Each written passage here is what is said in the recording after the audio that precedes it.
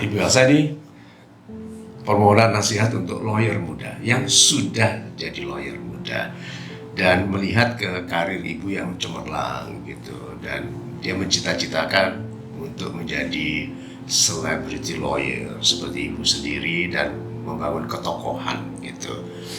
Apa yang harus diperhatikan oleh seorang lawyer muda untuk membangun karir yang cemerlang ini? Ya.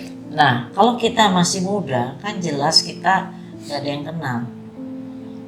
Gak ada yang kenal. Tetapi kita harus punya satu perjuangan, bisa menangani beberapa perkara yang berhasil.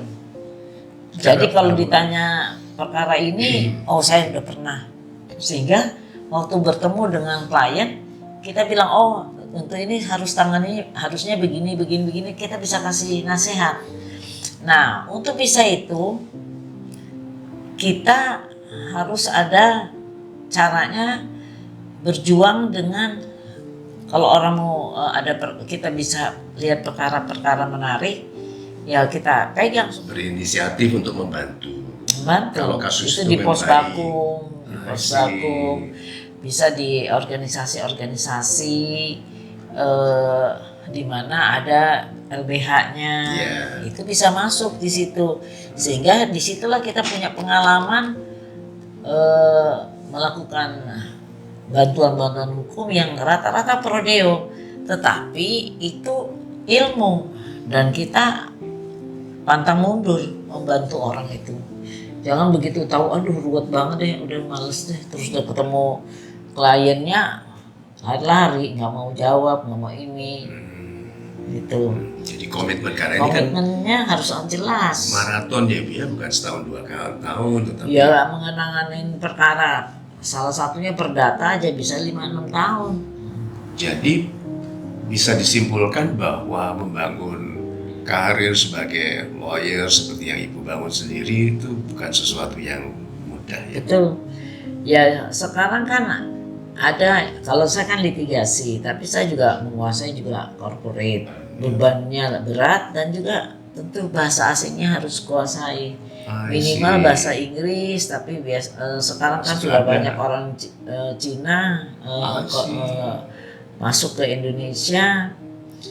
Itu ya mungkin bahasa Mandarin juga kita tambah, bahasa Jepang atau Korea.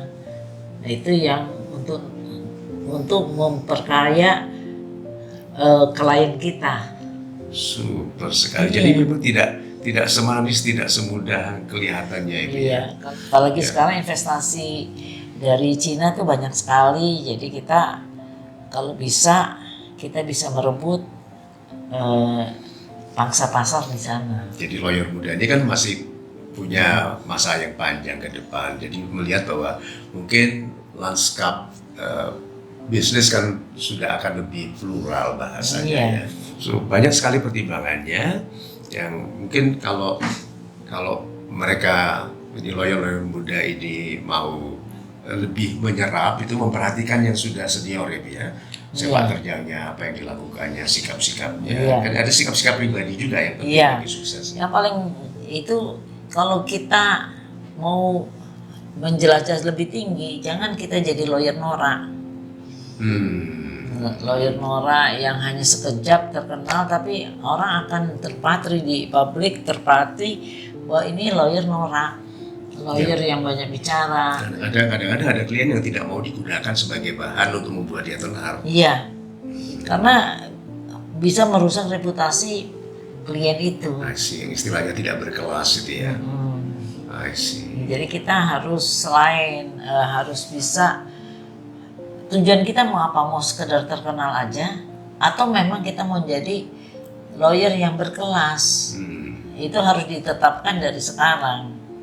Misalnya kita mau pegang artis pun juga kita harus tuntun artisnya supaya berkelas, untuk tampil berkelas. So, pertimbangannya luas sekali ya, bukan hanya dari sisi keilmuan, tetapi juga dari karakter pribadi kita.